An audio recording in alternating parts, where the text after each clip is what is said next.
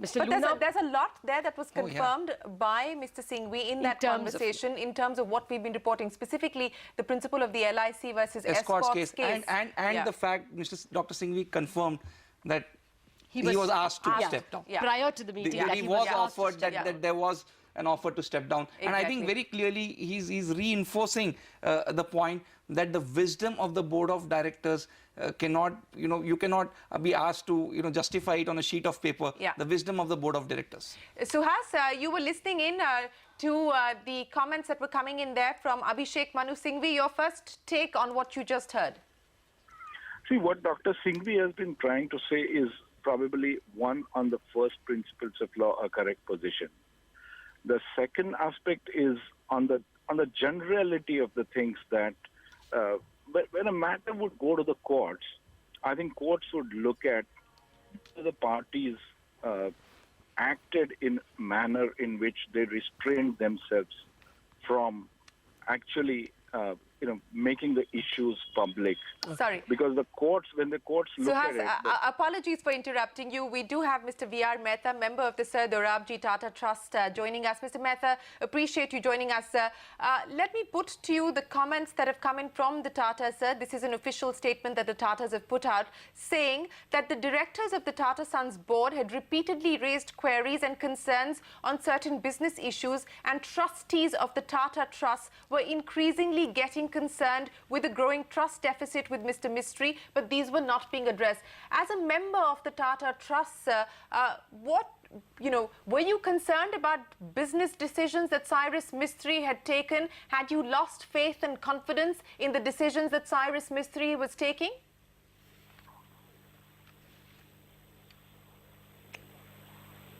Mr. Mehta? Okay. We seem to be having a troubled connection there with Mr. Mehta. But sorry, we interrupted you. Go ahead. Yeah, what I was saying is that therefore, when the matter probably, if it lands up into the court and goes into the court, the judges are going to look at what has been the actions of various parties post the breakout of the dispute. And the party which has shown restraint would probably have some sympathy from the courts. You see, that's where, although the response from Tata Group currently sounds like a cursory response, it is showing a restraint which, as a legal strategy, would play a long role. Okay. So that is the point that Suhas, I was wondering, Singhvi was making the point that they have exercised restraint over impulse so as not to escalate the case. I mean, broadly, those were not his words. But did you get the feeling that the Tatas, that is the game they're playing now, that they do want to exercise restraint? When a person is publicly sacked, he would put something in the public domain in his defense. If they don't escalate it, probably the matter will not go to court. Is that a strategy that you are smelling, Mr. Loona? Suhas is probably... okay, Suhas, you want to respond to that? Do you think their strategy is not to escalate? Sure. I think it's a prudent strategy, whether it is from the point of view of a litigation or a litigation strategy. It's a prudent thing to do is to de-escalate and show restraint. Okay. Because, again, these are business judgment considerations. Yes. There's no way in which you justify it in the air or you just justify it against a response. So a restraint is a prudent strategy at this juncture, and that's being meted out today. From that perspective, I would say that it's a very well thought out response. It's a prudent way of saying, sorry, we don't agree with you. We have our own culture and ethos, and under those and the collective wisdom that Dr. Singhvi talked about, we have taken these actions. And we will justify before appropriate forum when the time comes. Yet Latha and Shereen, just one important, this again, when you read it again, 2 points stand out. It is unforgivable, unforgivable that Mr. Mistry has attempted to besmirch the image of the groups in the eyes of the employees. The word unforgivable is quite strong. It makes you wonder... Does this put a question mark on him staying on as director as well? my first reaction, we need to confirm it from the sources. I wonder, after this language and after this letter, how Mr. Mistry continues on the board of Tata Sons. I'll be stunned. What would be the legal position, Mr. Suhas? Can a director representing an 18.36% stake be removed by the other members of the board? You see, now we'll have to look at whether Cyrus Mistry was nominee on behalf of Shapoorji Group, or whether he was nominated as a consensual candidate on the board. I'm not talking about the chairmanship at this stage. If he has been appointed there as nominee on behalf of Shapoorji Group, then the question would be... I'm going to try our luck one more time with Mr. V.R. Mehta. Apologies for interrupting you again. Mr. Mehta, I hope that we finally have you online, sir. Yes, I'm on the line. Excellent, sir. So let me now put my question to you, and I'm going to quote from the response that's come in from the Tatas, sir. It says the directors of the Tata Sons board had repeatedly raised queries and concerns on certain business issues, and trustees of the Tata Trust were increasingly getting concerned with the growing trust deficit with Mr. Mistry, but these were not being addressed. You are a member of the Dorabji Tata Trust, Mr. Mehta. Was there a trust deficit? Were issues raised about business decisions that Mr. Mistry had taken, and those remained unaddressed by Mr. Mistry? Yes, that was a concern that we had in the trustees board. What was the specific concern, sir? Any specific business decisions that you were concerned about? See, more than the business decisions per se, the main concern was the revenues, the profits of Tata Sons. They were becoming overwhelmingly dependent on just two companies. That is TCS and JLR. And both these companies are doing excellent work and getting excellent profits. But then that is not a given for all times to come. These profits may not remain at the same level. And in fact, there are already, indications that there's going to be a large churn in the IT industry. And similarly in the luxury car market in which JLR is operating, there also the Chinese market, which was one of the mainstays of our market of this company, that is showing signs of slackness.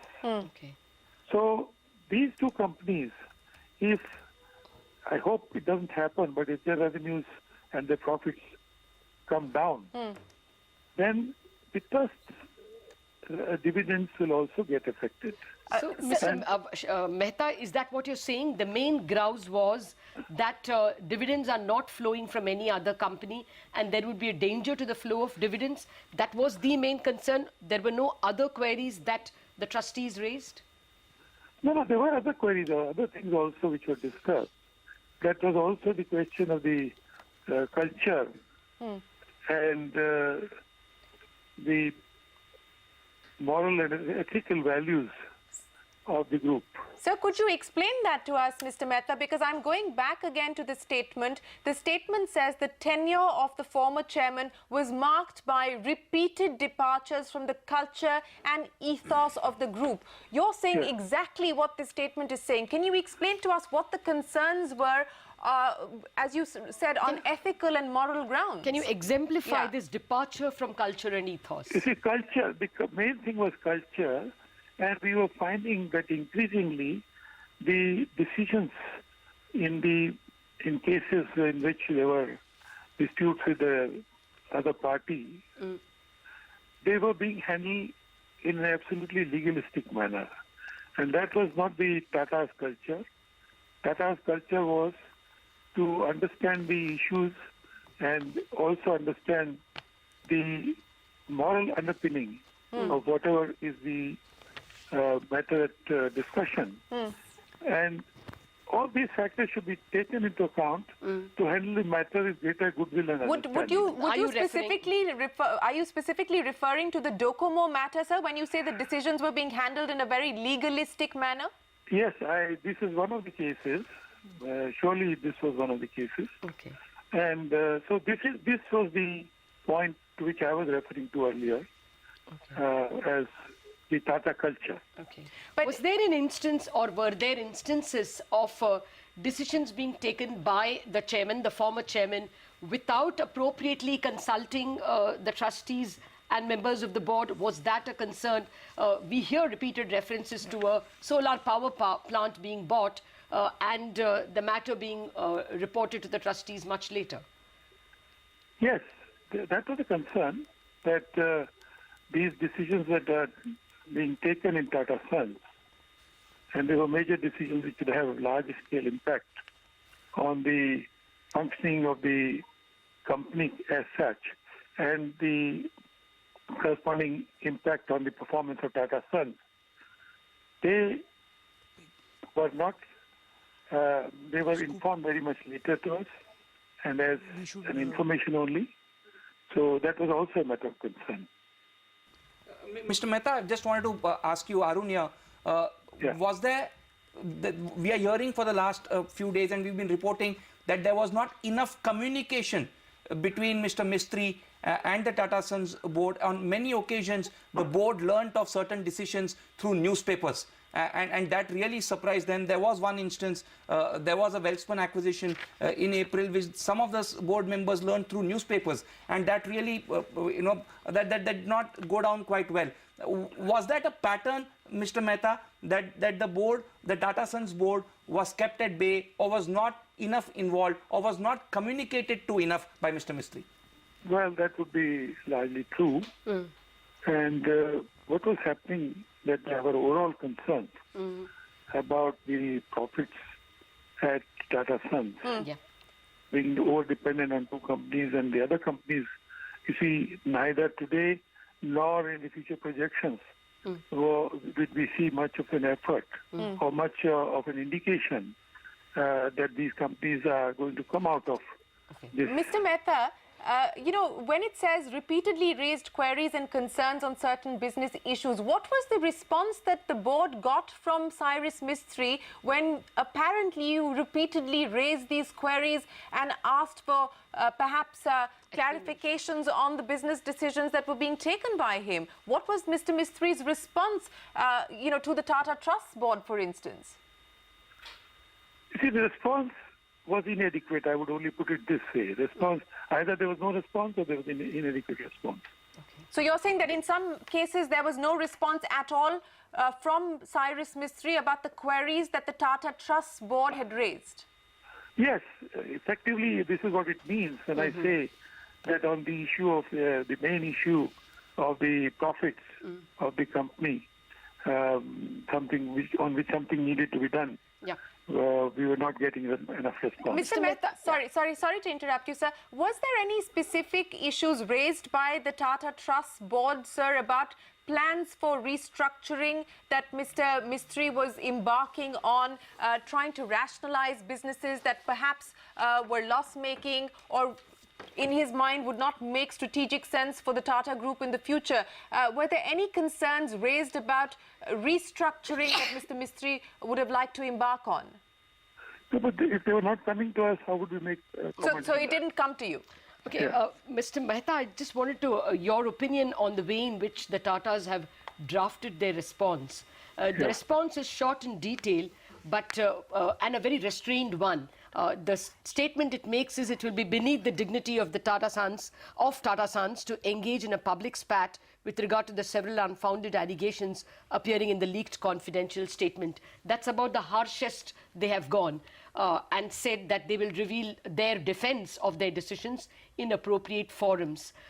Would you say that this is an attempt by the Tatas to de-escalate the matter and not, carry on a public spat? Do you see this not going to courts finally? You see, I can only make a comment that this is a mature way of handling the things. But was that also a strategy, you think, of the Tatas? Well, I'm not involved in framing this letter or this strategy. But you asked me a question, I gave you my answer. Okay. Yeah. That I think this is a very mature way of handling the things. Mr. Mehta, we also, have been hearing in the last few days that there was some occasions, or there were several occasions on which Mr. Mistry sought the advice of Mr. Ratan Tata and a few others, but the advice given by Mr. Tata was disregarded, or the advice of the trustees, that was disregarded, and finally Mr. Mistry did what he wanted. Would that also be largely true? I would only say that our concerns are not addressed. That pretty much covers everything. All right, Mr. Mehta, it was a pleasure speaking with you, sir. Thank you very much for patiently answering all the questions that we raised. Well, so it's very clear, I mean, Ms. Mehta's defense of this statement, that queries that they repeatedly raised was not answered. They are the dominant shareholder. If they are not answered, if the chairman is not answerable to them or doesn't find himself answerable to them, they have a right to say that they have lost faith in him. The trust deficit is adequately exemplified by what Mr. Mehta is saying. And Shereen, he also, when we broke the news 72 hours ago, we said that it was a communication issue. It's been almost confirmed by Mr. Mehta that there was not enough communication. And several issues being confirmed there by Mr. Mehta. The Docomo matter, for instance, where he very clearly said that decisions were being handled in a legalistic manner and not as per the ethos of the Tata Group. So confirming the story there, the matter with regards to Docomo being a big point of friction between the two sides. But I think on commercial issues, the statements they're making really doesn't tie in with reality. I mean, obviously, revenues of all companies have been going down from 2012 because commodity prices have been falling. So, and as well, a lot of the capacity was not being utilized. So, it's very clear. But there is one point the on commercial comparison of the mystery period. So forget the commercials for the time being. Forget the commercials entirely. I think the one point that will be posed is Mr. Mistry being on board from 2006, which we also asked yesterday, and agreeing with it and explaining it away by saying that he did not understand the gravity of the issue till he became the chairman. Okay, Mr. Loona is something that Mr. Mistry would need to explain that. Okay, Mr. Loona. Yeah. Go ahead. Yeah. You see, I heard patiently Mr. Mehta. Now, the point which he's making that Mr. Mistry was not listening to them, what wanted him to do. In fact, according to me, it strengthens what Mr. Mistry is saying. Because Mr. Mistry is saying that he was made a lame duck chairman. He was not given a free hand. You see, let us look at the functioning of a corporate body. The board of directors is responsible for the overall entire management of the company. There can be outsiders who can give the instructions to the board or the chairman that you act like this. The board has to take the final decision. So if the charitable trust was expecting that the board will be acting as per their dictates, then I think they rather need to look at their morals. Shereen, I think Mr. Loona, I couldn't disagree more with what Mr. Loona is saying. Tata Sons is a holding company and not just an investing company or holding company. Look at the Tata Power acquisition and look at the debts that Tata Sons has guaranteed in several group companies. You're making acquisitions which are leveraging the debt, which are huge decisions, which not only impact the operating company, it impacts the guarantees that Tata Sons has given. What Tata sources have been driving home is this is not another holding company. It is on the back of this company's balance sheet that they are doing so many of these brave deals and acquisitions. And then to be told to rubber stamp some of these deals after signing the term sheet is something that did not go down well. And I think we are going to come across certain instances in the next 48, 72 hours whereby they were given a fait accompli, the Tata Sons board, and said, sign on it. Wouldn't the Tata Sons board be concerned about its exposure in any of these big transactions? Any shareholder, let's assume that, are we expecting a 66% shareholder in a company which has underwritten debts on several big companies to sit silent? I think the Tata Sons' exposure to Chorus was way bigger. Absolutely fine. than their So tomorrow if they're writing it off, or As tomorrow well, if they're selling it, to be fair, the solar power acquisition was actually to de-risk, because the manner in which the Narendra Modi government was going to renewables, but that's the whole you point. had to de-risk. But You can't Latha, no be one in- is questioning. I think that's... No, what I mean is it's a corporate strategy. So what the Tata sources are saying is that, where have we questioned any of these decisions? We are upset with the fact that on decisions which have a big impact on the Tata Sons as a company, we were not communicated to. Okay. They are not saying that we disagree with those decisions. Sure. I think there's a big difference there. We should have been included in the decision Absolutely. making. Let's quickly get in a quick word in from Sourav Majumdar, editor of Forbes India. Sourav, you've been listening in to this, the fresh developments of the day that are playing out, a response now, an official response, which pretty much mirrors what CNBC-TV18 broke 24 hours ago, now coming in from Tata Sons. We've heard from Abhishek Manu Singh, we've just heard from VR Mehta, director on the Tata Trust. What do you make of the response that's come in from Tata Sons? Well, I've been hearing for the past almost a year now, an hour now, a fascinating set of arguments from both sides, both Mr. Singhvi making some very, very important points, as well as Mr. Mehta actually confirming much of the questions which were being raised in the media and in CNBC-TV18 about what were the actual friction points.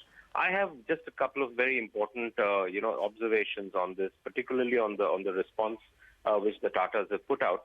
I think the Tatas today have clearly tried to take a higher ground in terms of not wanting to get into a public spat, which is why the response is pretty measured. It makes it very clear that there were areas which were, which of course it makes it very plain that what Mr. Mistry's leaked email did was not at all palatable to the Tatas. And second, more important point was that they had the chairman had lost the confidence of the board. So these 2 points aside, they don't get into point-by-point rebuttals at this point, at least. Which means they have the arsenal. Probably they want to use it at the right forum, which is also something they say. So they clearly don't want to get into a public spat beyond what they have done as a response. Okay. That is very important to note. But the more important point is, as far as the Cyrus Mistry's role is concerned, I think the key point which emerges from yesterday's letter and today's response is that there is a need for the chairman of Tata Sons, like Arun was rightly pointing out, to take into confidence the primary principal shareholder, 66% shareholders, in matters which have deep impact on the group as a whole. Whether nobody is questioning the right or wrongs of these decisions, but I think it is a question that you need to keep certain people informed. Whether there was an official framework or not is the issue. Point taken, Sourav. That point is completely taken, and that was the point that Mr. VR Mehta, the trustee, also was making. Mr. Anil Singhvi of Ican Investment Advisors with us. Mr. Singhvi, thank you very much for your patience. You by now know the contents of the Tata response. What is your sense? Is it underwhelming? Is it underwhelming because of a strategy, not wanting to de-escalate, not wanting to escalate? What are your first thoughts? Latha, I think I'm still onto the same thing, that who has escalated it. Now, Tatas can't take a very high value call on this, that we will not get into a tutu meme. The first salvo was fired by the board of Tata Sons. And we kept on saying Tatas. Now, let me ask you, Latha, who is Tatas? What are we referring to here by Tatas? And that is the genesis of the problem. What is Tatas? Tata Sons is a company, is a public company, which has shareholding by the trust and Palanji Mistry. So when we say Tatas, I think we have to be careful about Tatas. Who is Tatas? Okay. I've often got this, that this is what the Tata's response is. Is Cyrus not Tata? Are we referring to Ratan Tata? Then it's a different thing. If we're referring to Tata, it includes Cyrus Mistry as well. So I think we should be very careful about it. The second issue which I have is 66% shareholding is held by public trust. Okay? This may be today chaired by Mr. Ratan Tata. But these are public charitable trusts which are given all sorts of exemptions for paying taxes. They collect so much of dividend because they are doing a good, honorable, charitable job. The minute they get into the corporate wars, the minute they get into and get muddled into it, I think they lose the character of being public charitable trust. They lose the whole exemption. They are not even realizing But I think some of them are private trusts, aren't they? No, but most of them are public charitable trusts as established then. So these are public charitable trusts. So public charitable trust has a much, and they keep on saying Sir Dorabji Tata Trust is not a private trust? No, that's what I'm saying, that they have taken a much larger plank in life and they get exemption from many, many things. I agree, but I was under the impression that a large number were private trusts. If they were public trusts, yes, then what you say is very true. Yeah, so when you look at the charter of those trusts, many of them are public trusts. So when they take these kind of views, and even if it for a minute, it's a private trust, if you take a view which is not, really worthy of being a trust, I think they should be really not getting into this spat. First salvo was fired by Tata Sons. I think Tata Sons owes to me, as a shareholder of one of the Tata listed companies, what was the reason for you to fire Mr. Cyrus Mistry? So long as they don't come out and they say, we'll tell in the court of law, I think they lost the plot, because today they owe it to me more than court of law. Who has gone to court of law? And why do I care about court of law? So far, no one has gone into a litigating situation. But for 3 days, since this whole barrage of allegations and counter-allegations is there, I am, as a shareholder, as a minority shareholder of listed companies in Tata, whether it is Tata Coffee or Tata Motors, I need to know what is going on. To which there is no reply. Oh, we are very dignified people, will not open our mouth, but we will sack a person. By your action, you have done much more damage than by your words. So please speak those words where we have already taken an action. Well, that's a fair point here. That's a fair point. My next question, Mr. Singhvi, was... Latha, 1 minute. Latha, 1 minute. Let me explain. Because we are going into this whole media circus without realizing what the real matter is. The real matter is the shareholders of the listed companies today are like headless chickens. Yeah. They don't know where to go and where to hide. Now, that's exactly what I was coming to, sir. Now, do you think Mr. Mistry can be removed as chairman of the various companies that he is the chairman of? But what is the allegation, Latha? We are jumping to the gun. First of all, we have not been able to establish whether Tata Sons board acted without any malafide. According to me, if they don't come out with it, they've acted in malafide. They all ganged up and did it. So if they've done something illegal, they can't be compounding by asking Cyrus Mistry or throwing Cyrus Mistry out of listed companies. So first and foremost, they owe it to all shareholders. Today, I don't know, they owe it to only trust. I think the whole right now debate is Tata Sons is only answerable to the trust. This is uncalled for.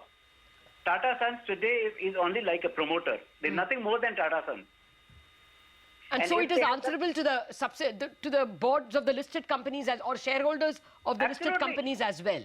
Absolutely. So that's what I'm saying. Today they are answerable to why this has taken the action, because the action which has been taken by Tata Sons board has huge implications on the listed companies. So, but the answerability can be enforced only if there is a class action suit, isn't it? No, that's what I'm saying. That's what I'm waiting for. If they don't come out in the next couple of days, class action suit is the only thing which I, as a minority shareholder, I can do, because I can wait. I can wait for a day. I can wait for 2 days. But in a corporate governance situation like this, where people like Mr. Nitin Noria, who teaches corporate governance in Harvard Business School, please come out with it, that what made you to sack a man? If you sacked him there, why are you not sacking him in other companies? And give us the reasons. Right. So today, as a shareholder, I have no idea what the hell is going on for the last 4 days. Yes, you're right, Mr. Singhvi. And some of those questions continue to remain unanswered, even though we've got a 2-page response. But why is media not asking that question? First of all, we are asking the question, no, sir. But then why you should not have any other debate. First question should be according to me, and I think the media owes to me as a common shareholder. Yes. Okay, the first question you owe to me: what happened on Monday at 5 o'clock? Why was a press release issued and word was replaced? That means Mr. Cyrus Mistry has been replaced by Mr. Ratan Tata. Has Mr. Ratan Tata first assumed as an executive chairman? We don't even have an answer whether he is a non-executive chairman or executive chairman. Has Tata Sons given this? Whether he has assumed a role as an executive chairman or non-executive chairman. If he happens to be non-executive chairman of Tata Sons, he did not have any reason to call all their colleagues, and it is life as usual. How we were working in past, we shall work now as well. That means he's saying he's executive chairman. Has Tata Sons clarified this, whether he's an executive or non-executive chairman? No, sir, they haven't. They've only called him interim chairman. Okay. Interim chairman, yes. So they have not said whether he's an executive or non-executive. Bear with me. I'm raising 2 very important issues and I need an answer. At least media should, as a common shareholder in this country, I need to have an answer. First is he an executive chairman or is he a non-executive chairman? If he's an executive chairman, Companies Act demands that after the age of 70, this has to be by a special resolution. Otherwise, you cannot have a chief executive of a company who is above 70 years of age. Has the board of Tata Sons looked into it? How will they get a special resolution passed? Okay. It can be very presumptive. Because if you look at that, as the trust, many of the trusts will be voting only as public trustee with the charitable commissioner's approval. So today there are many issues which are remaining engaged. And does media know whether he's an executive or non-executive? I'm raising the only one point. No, we don't. Then why have we not asked this question last 3 days? Fair point, sir. I think I'm not hazarding a guess, but I would assume an No, one executive minute. Don't hazard a guess unless you know, you come to a specific. My point is that if he's a non-executive chairman, what business did he have to call the listed company CEOs to ask for how the company is doing? You can't do that. Right. You're jumping the gun here as a non-executive chairman. Then tomorrow what will happen? Let me Latha and Shereen, let me just raise one more point. If this becomes a trend in India, every promoter and his father and his grandfather will keep on asking questions to the CEOs. Where are we going to draw the line of corporate governance? Just imagine that a company is there which is run by a Lala, and Lala's father gets up in the morning and says that, okay, call the CEO, I want to ask questions. Where are we going to end this corporate governance? Yeah. We have taken Tata Sons as holier than thou, and we are debating all these issues. Tata Sons is nothing but a holding company. It's like another Lala promoter holding company. Similar situation is there. Let's bring our facts very clear on that. Whether Mr. Ratan Tata is executive chairman or a non-executive chairman, what business does he have to call all executives? Well, since he has replaced an executive chairman, I would assume he is executive chairman. But then 70 years. But then answer my question. Then the 70 years. 70 years. Then what I happens? think Shereen, one point that I would want to put on the corporate governance in India. India has never been the beacon of corporate governance. Yes. We've seen several large corporate battles. Some of them are still fresh in our memories. Most of corporate India, most of the government, most stakeholders were sitting silent. Now, I'm not saying that Tatas are being made a guinea pig. Absolutely not. The reason Tatas are being held to a very high standard is because as someone said in the government yesterday, Tatas are national wealth. They are supposed to be the premium. Anuj said yesterday, the premium they have in the stock market is for their corporate governance. Without doubt, they ought to be asked strict questions. They ought to be held at a very high standard. But to even think that Mr. Singhvi is talking of Lala companies, I mean, let's not even presume how corporate governance. I've been tracking for 12 years as a journalist.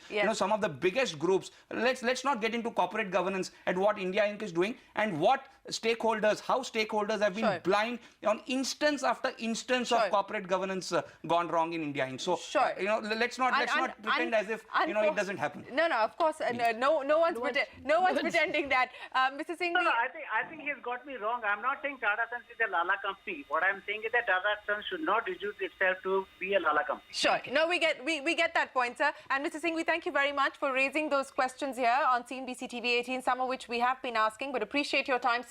And we will keep coming back to you, sir, as hopefully we get more answers. And try and get an answer to whether Mr. Ratan Tata is executive or not. Chairman. Yeah, we'll dial you back, sir, if we do get clarification on that. But thanks very much for joining us. So, Suhas, a quick word from you. We haven't taken a break for a long time, but a quick word from you on what you've just heard so far. See, where is the question? I mean, the chairman is a chairman for the meetings, and therefore, where is this issue about whether he is executive chairman or the non-executive chairman? You see, I can understand somebody saying whether you are a director, and as a director, you please clarify your position as to whether you are executive director or a non-executive director. That's understandable. Chairman is chairman for the meetings. No, but insofar as the legal. But the question does he have the authority to call the CEOs of listed companies and ask them how the performance but even more than that, Latha, is what is the question Mr. Anil Singhvi was raising. For example, I am a non-executive director on a board. And if the board tells me that you please look at these two issues, even as a non-executive director, am I entitled as a director to call the meetings of the CEOs and the KMPs or no? Answer is yes, the law allows me. In fact, law gives me those powers even as non-executive to call for the meetings. But one reason why this distinction is important, the executive, non-executive, is because as a chairman of Tata Sons, he is also directly, in some ways, Tata Sons controls all the group operating companies, and therefore the group CEOs or all the operating company CEOs report to him, and therefore the Tata Sons chairman position is important. To just reduce that position to a chairman of the meeting, isn't it a little unfair? No, whether you call it unfair or not, the legal position is what you will look at when the things come to the crunch. And the legal position is that, where is the statutory powers attached to the chairman? So what you're saying is the board would have authorized Mr. Ratan Tata to call the CEO. I'm sure, and these are issues of what we call under law as doctrine of indoor management. Okay. You see, therefore the presumption would be that They would yes, have he would authorized have the authority to do. So I think Suhas is making a very, it looks like a technicality. In essence, what Suhas is saying is that, look at the chairman as only a chairman, and with all the other powers that come with it of being a Tata Sons chairman, that is not what we are looking at in legality, whereas the market is looking at that impact. When you are also the dominant shareholder with 66%, I as shareholder authorize me as chairman to call the listed companies. It's as simple as that, isn't it? Yeah, I mean, you look at it this way, when the push comes to shove, in the courts, these are the legalities that would be argued and would come to the fore. You're absolutely right. Suhas, appreciate you joining us. We are going to take a break, but we will return to this continuing discussion here on CNBC-TV18. Remember, you got the Tata response first on CNBC-TV18.